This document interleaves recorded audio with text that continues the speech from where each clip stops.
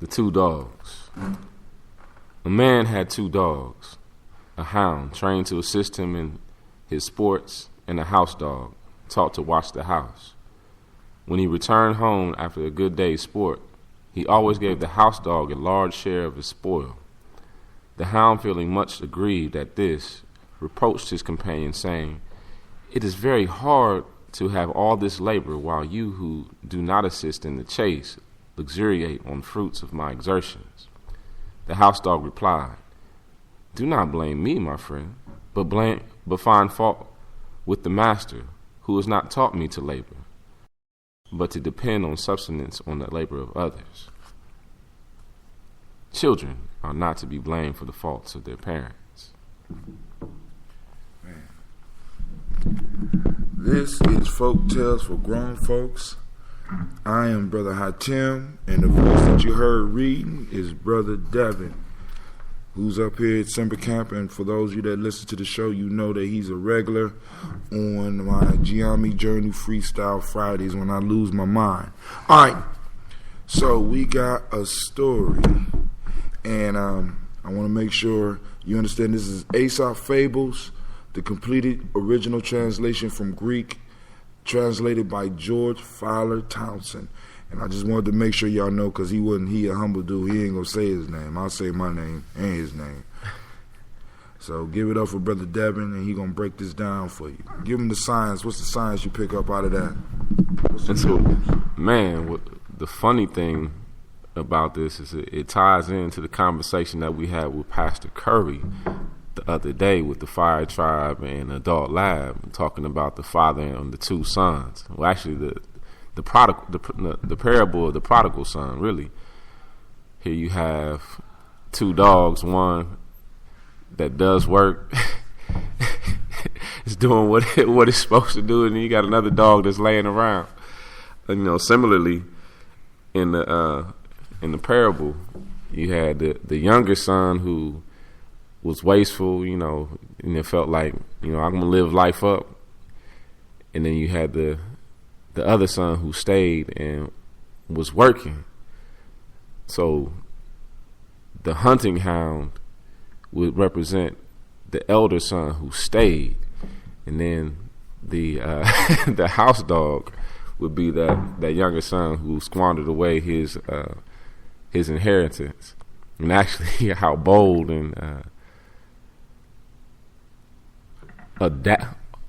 audacious that was to even ask, for that. And shoot, I know I would be upset too. I go out here and do all this work. I'm chasing the game, bring it home, and here my master gives the lion's share of what was hunted and caught to the house dog.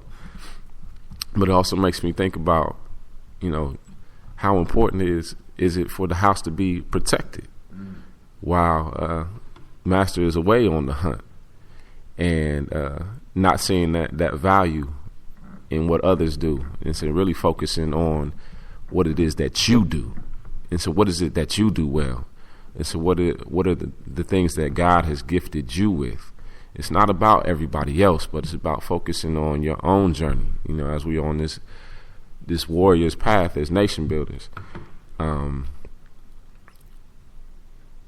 So really, that's it. Focus on self-mastery. You working on you, getting back to actually becoming yourself, taking off the mask, as we say in Simba this year, removing the mask. Getting back to the I am. I was having a conversation last night with one of the brothers who was in the Adult Lab last year, and I was sharing with him a conversation that I was having with my father probably like a year and a half ago. In church, they'll say, God is good, all the time, and all the time God is good. And as a mathematical mind, the word is for me is an equal sign. So if God is good, God equals good. And then I started thinking about, the story of Moses. And before he went to see the Pharaoh, he said, "Who should I say sent me?" And the response was, "I am." So if we want to stop taking the Lord's name in vain, when I say I am, nothing negative should come behind that. To say that I am stupid. If the equal sign, God is good, and also God said his name was I am, so I am should be something good. So I am strong, I am rich, I am wealthy, I am intelligent, I am living life to the fullest. It's a mathematical equation for me. And so, but just like these two dogs, one saw that I'm doing what my master asked me to do, so I'm reaping the benefits of those spoils. And as you continue to work and build yourself up, understand that you have what it takes to be who you want to become. And say, that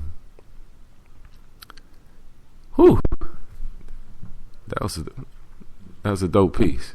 I'm turning back over to Brother Hatim. I'm getting kind of full. Well, I mean, he did it for the day, and he's one of the first ones to take the challenge to get one of these. But unfortunately, he didn't pick it. I mean, this one was kind of picked for us by the universe. And, I mean, it's sort of like being that house dog, being where you're supposed to be when you're supposed to be doing it, because I have to agree with him. The house dog was doing what he was instructed to do, and I like the response. He says, do not blame me, my friend, but find fault with the master, who has not taught me to labor, but to depend for sustenance on the labors of others.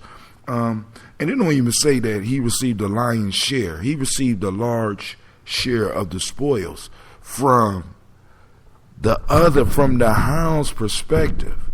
From the hound's perspective, from a lot of us, when we are dealing with personal issues, a small slight turns into a large knife in our eye a lot of times. You know what I'm saying? From your perspective, I work hard and you receive anything from my labor, I feel that I have been slighted. And it might just be a little bit. We don't even know how much this dog got. From the other house perspective, he got too much. And that could have been a tablespoon. But in the same token, as Brother Devin already hit on, and I'm going to leave it alone, the house dog had a job, because it would have been a shame for the hound and the master to return back to a house that was empty of all things. The knives to cut the food, a place to cook the food and prepare the food. We all have our role. And one of the things that we all have to learn is to play our positions where we are. Many of us want to play the other position. The hound is good at hunting, but he want to sit at the house. You know what I'm saying? He's jealous because he's not sitting at the house, and he don't know what this other dog is going through. But you got anything else you want to say? Yeah, I knew it. I got one last thought. That's the thing I love about having conversations with Brother Hatim, is that the conversation sparked thoughts. And the other thing that came to mind is that stop getting upset at people benefiting from the labor that you put in. Because this is like, living this life is almost like being a farmer. You're planting the seeds and you're putting the work in to cultivate what it is that you're trying to build.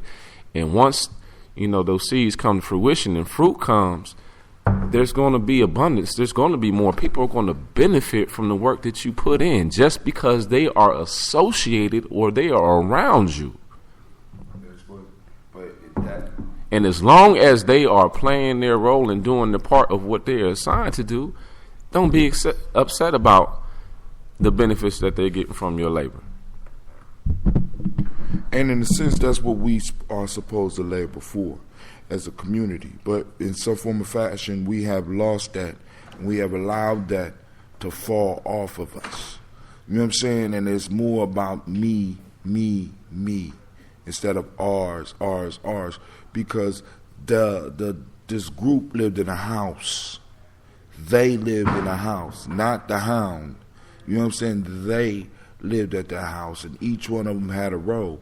I mean, he wasn't mad at the master because he chased the food down, and the master actually got a larger share than both dogs. Right. You know what I'm saying? I mean, think about that. I mean, think about the symbolism of that. We got one dog mad at another dog for getting a large portion when we know for a fact that the master got the biggest portion of all. So the dog is not mad at the master. He mad at somebody else in the same position he's in. Why you benefiting? Right, foolishness. Neither one of them is truly benefiting because the hound don't need the master to catch food because that's what dogs do. Yeah, this is true. You know, similarly as we look at, you know, our Creator, and Creator that made and all of this stuff for us to enjoy, but we mad at somebody else for reaping the benefits of that relationship. All right. This is Brother Hatim saying thank you for tuning in for this session of Folk Tales for Grown Folks. And remember, as I always say, these folk tales are not just for kids. There's lessons in them for all of us. So this is Brother Hatim saying peace. Thank you for tuning in. I want to thank Brother Devin for taking the time to stop in here at Simbaland to drop some of his wisdom on this. Well, actually, he did most of the work. So some of y'all out there, send in your stuff. Send in your folk tales. Send in what you think the story is saying, and I will put it on the show.